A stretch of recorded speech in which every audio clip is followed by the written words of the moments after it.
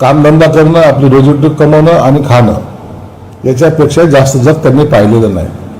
म्हणून मुलांनी पुन्हा राजकारणात जाऊन असलेल्या राजकारणामध्ये काही आणखीन बदल घडाल नाही घडल, परंतु कुटुंब कुठे डिस्टर्ब होऊ नये त्याची मागची त्यांची भूमिका होती. मग आईवडिलांनी मुलाबद्दल दाखवलेलं हे प्रेम आहे.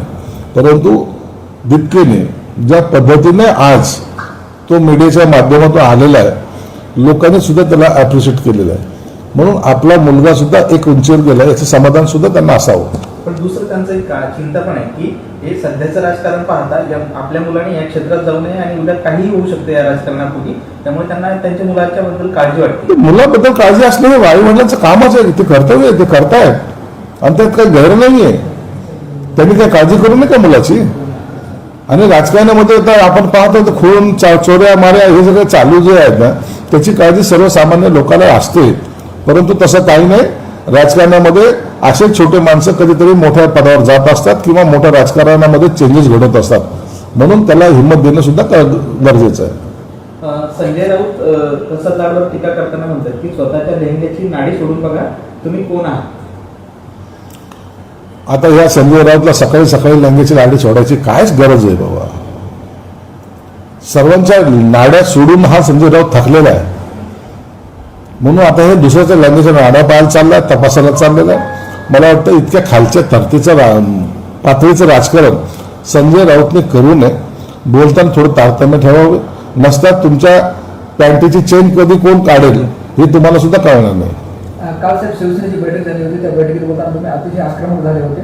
10% अतिक्रमण असेल तर 90% त्यांचं आहे आणि सगळं पाडून टाका असं पण बोलतो. जेव्हा ते चॅलेंज करतात ना, आमचं अतिक्रमण का पाडलं, त्यांचे मी अतिक्रमण पाडा, पण ठीक आहे ना, सर्वांचंच पाडू ना.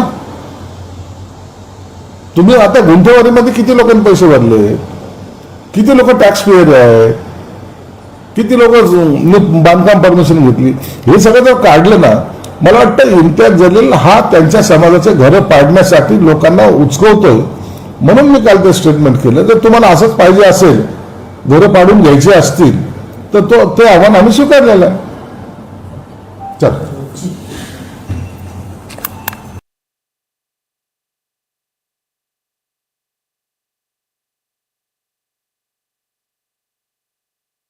देश के हाथ में अब ये चीज नहीं है, ये स्टेट ऑफ हॉर्मुज में है कि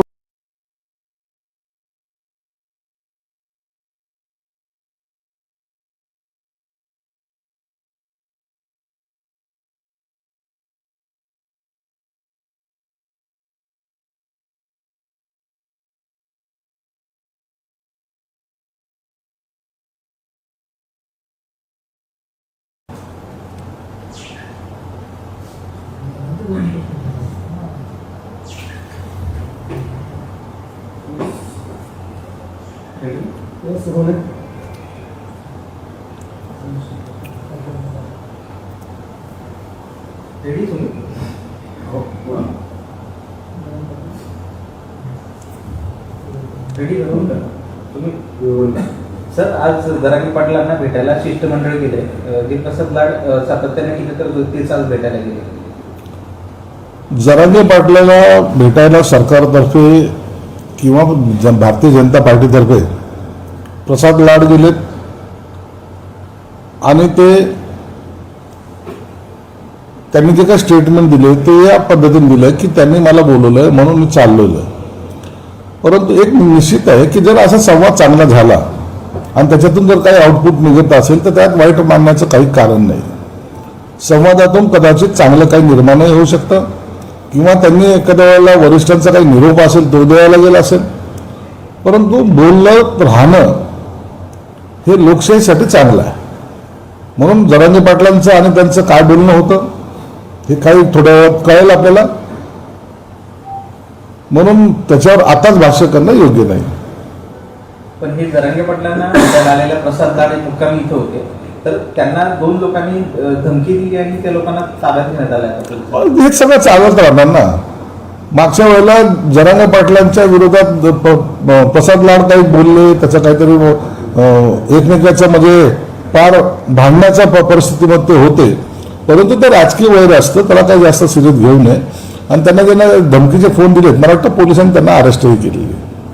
म्हणजे विधान परिषदेसाठी जे चर्चा चालू आहे की 12-5-2 किती जागांचं सध्या शिवसेनेला मिळणार आहे काय? फायनली आणखी विधान परिषदे संदर्भामध्ये माननीय मुख्यमंत्री देवेंद्र फडणवीस, माननीय उपमुख्यमंत्री एकनाथ शिंदे, सुनेत्रा पवार यांच्या जोपर्यंत चर्चा होऊन अंतिम त्याला निर्णय होत नाही तोपर्यंत कोणत्याही जागा दिल्यात किंवा वाटणी झाली असं म्हणता येणार नाही. मराठवाड्यातल्या ज्या जागा आहेत शिवसेनेच्या ते शिवसेना कायम ठेवणार का? तर ह्या सगळ्या जागेचं एकमेकाशी बोलणं झालेलं आहे. ऑलरेडी जी काय आमची समन्वय समिती आहे ती समिती सर्व या बाबीवर विचार करून चर्चाही करते. त्याच्यामध्ये राष्ट्रवादीचे पण नेते आहेत, भाजपचे आहेत आणि आमचे आहेत, म्हणून त्यांचा समन्वय ते साधतायत. फायनल ज्याला हात ज्याला फिरवणं म्हणतात ते माननीय या तिन्ही नेते त्याच्यावर फिरवतील. हसन मुश्रीफांनी एक मोठं विधान केलंय. ते म्हणतात की संजय शिरसाट यांच्या बाबतीत एकनाथ शिंदे यांच्याकडे तक्रार करा. यापूर्वी समन्वय समिती उदय सामंत आहे यांना संजय शिरसाटांबाबत समज दिली होती. मात्र आता यानंतरही संजय शिरसाट आमच्या पक्षाबद्दल बोलत आहे, त्यामुळे येणाऱ्या मंत्रिमंडळ बैठकीमध्ये संजय शिरसाट यांची तक्रार आम्ही एकनाथ शिंदेकडे करणार आहे. काय वाईट बोलले मला तेच कळालं नाही. राष्ट्रवादीचे आमच्या संपर्कात आहे म्हणजे काय? संपर्क एकमेकाशी नसावं का? आणि तुम्ही संपर्काचा अर्थ पक्ष फुटतोय असं का घेताय? पक्षामध्ये अलबेल नाही असं तुम्हाला म्हणायचंय का? अनेक नेते एकमेकांच्या संपर्कात असतात. उभाटाचे नेते आमच्या संपर्कात आहेत, काँग्रेसच्या संपर्कात आहेत, शरद पवारच्या संपर्कात आहेत. संपर्कात असणं आणि पक्ष सोडून जाणं हा दोन्ही वेगवेगळे विषय आहेत. आणि मला वाटतं लोकशाहीमध्ये आपण एकमेकाच्या संपर्कात राहणं, संवाद होणं हे केव्हाही हेल्दी त्याला मानलं जातं. म्हणून याचा चुकीचा अर्थ तुम्ही काढू नका ना. आणि ज्याला कोणाला तुम्हाला सोडून जायचं असेल तो जाईलच. आजकाल पक्ष इकडचा तिकडं बदलणं हे इतकं सोयीस्कर झालेलं आहे. म्हणून सकाळी माझ्याबरोबर होताच, दुपारी कुठे आणि संध्याकाळी कुठे हे याचं काही गणित आजकाल लागायला तयार नाही. म्हणून मी जे काही विधान केलंय ते मी हेच केलंय की अनेक लोक आमच्या संपर्कात आहेत, राष्ट्रवादीचे पण संपर्कात आहेत. त्यात काही मी गैर बोललो असं मला वाटत नाही. ऐच्छिक तक्रार ते एकनाथ शिंदे करणार. त्यांना काय तक्रार करायची ते करू द्या. मी माझी भूमिका मांडलेली आहे. साहेब, वंदे मातरम म्हणून वारिस पण असं म्हणतात की वंदे मातरमचा आम्ही आदर करतो, सन्मान करतो, मात्र वंदे मातरमच्या काही लाईन मुस्लिम बोलू शकत नाही, तुम्ही जबरदस्ती का करता? वंदे मातरम मध्ये ऑब्जेक्शन घेण्यासारखं काय आहे ते त्यांनी एकदा सांगावं आणि त्याच्यावर चर्चा घडवावी. काही लाईन आहेत, मग पहिली लाईन का नाही म्हणत, दुसरी लाईन का नाही म्हणत, असं काहीतरी कारणं दाखवून वंदे मातरम आम्हाला बोलायचंच नाही हा त्यांनी ठरवलेला नियम आहे. म्हणून ते किती जरी काही जरी झालं तरी वंदे मातरम बोलणार नाही. हा त्यांना एक अलिखित त्यांच्याकडे असलेला हा प्रोग्राम आहे. ठाकरे शिवसेनेनं कबूतरखान्याचा विषय पुन्हा वर काढलाय. त्यांनी जे दादर येथील कबूतरखाना जो बंद आहे त्याच्यावर कारवाई करावी, गेल्या काही महिन्यापासून बंद असलेल्या कबूतरखान्यावर कारवाई करावी आणि रस्ता रुंदीकरणासाठी मार्ग मोकळा करावा असं म्हणतात. आता उबाटा गटाने जी काही मागणी केलेली आहे त्या संदर्भामध्ये तिथलचे महापौर असतील, महानगरपालिका आयुक्त असतील यांनी तातडीने निर्णय घेणं गरजेचं आहे. जो काही विरोध झाला होता बंद करण्यासाठी सुद्धा काही लोकांची चालू ठेवण्याची मागणी होती, काही लोकांची बंद ठेवण्याची मागणी होती. यासाठी एक महापौराने बैठक बोलून यावर तोडगा निश्चित काढावा. विजय वडेट्टीवार यांनी शिक्षण मंत्री धर्मेंद्र प्रधान यांची अक्कल का हरली? ते म्हणतात की 10 वर्षात 25,000 रुपये. पेपर फुटीच्या संदर्भामध्ये आता सर्व विचारवंत पुढे यायला लागलेले आहेत. पेपर फुटी हे प्रकरण तेवढंच गंभीर आहे हे प्रत्येकाला मान्य आहे. त्यामुळं विद्यार्थ्यांचं 22-23 लाख विद्यार्थ्यांचं जे काही नुकसान झालेलं आहे त्याची भरपाई होणार नाही ही सगळ्याला याची जाणीव पण आहे. आणि यासाठी जे जे पेपर फुटीमध्ये होते अडकलेले आहेत त्यांना आता पोलिसांनी अटकही केलेली आहे. पण भविष्यामध्ये अशा घटना घडू नये यासाठी सरकारतर्फे प्रयत्न निश्चित केला जाईल आणि तो त्यांनी केलाच पाहिजे जेणेकरून विद्यार्थ्याचं कुठेही नुकसान होणार नाही. वडेट्टीवार असं म्हणतात की सरकारला कॉर्पोरेट पार्टीला घाबरायची गरज काय आहे, त्यांचे अकाउंट बंद केले याचाच अर्थ सरकार घाबरले. हिंदू मुस्लिम भारत पाकोड बोलून पोट भरत नाही, तरुणाई रस्त्यावर उतरणार हेच आता होणार आहे. नाही तर काँग्रेस पार्टीचं काय अकाउंट बंद वगैरे केले असं मी पण ऐकलेलं आहे, परंतु आम्हाला त्याच्याबद्दलची माहिती नाही आणि मला वाटतं असे अकाउंट बंद करून कुणाचा आवाज सुद्धा दाबला जात नाही. पेपर फुटीशी एनटीएचा संबंध आहे अधिकाऱ्यांचा संसदीय समितीसमोर दावा आहे, यामुळे सदस्यांचा संताप होतो. कुणाचा त्याच्यामध्ये संबंध आहे ते आता पोलीस चौकशीने निघेल. कारण की ही चौकशी आता एका राज्यापुरते एखाद्या जिल्ह्यापुरती राहिलेली नाही, तर ही देश पातळीवरची चौकशी चालू आहे. आणि याच्यामध्ये प्रत्येक यंत्रणा ही आता ऍक्टिव्ह झालेली आहे. म्हणून काही दिवसामध्ये याचं कोण मेन सूत्रधार आहेत, फार केंद्रापासून ते राज्यापर्यंत हे सगळे पुढे येतील. परभणीमध्ये शेतकऱ्यांना दररोज शेती मशागतीसाठी 100 लिटर पेट्रोल डिझेल उपलब्ध करून देण्याचे आदेश दिले. मात्र यासाठी शेतकऱ्यांना सातबाऱ्याची आड घालण्यात आली. मग काही लोकांनी काळा बाजार करू नये हे त्याच्या मागचा उद्देश आहे. मुळामध्ये जे शेतकरी आहे ज्यांना खऱ्या अर्थाने ती गरज आहे, आज जर ह्या 8-10 दिवसामध्ये शेतीची मशागत किंवा इतर काही कामं जर शेतीची केली नाही तर पुढचं पूर्ण पीक त्यांच्या हातातून जाण्याची शक्यता आहे. म्हणून शेतकरी हा खऱ्या अर्थानं त्याला त्रास होऊ नये म्हणून हे सरकारने जे काळे बाजारवाले आहेत त्यांच्यासाठी लावलेला हा नियम आहे. आणि त्याची शेतकऱ्यांना चिंता नाही आहे, शेतकऱ्यांकडे त्यांचा सातबारा आहे. म्हणून त्यांचा या गोष्टीला कुठेही विरोध सुद्धा नाही.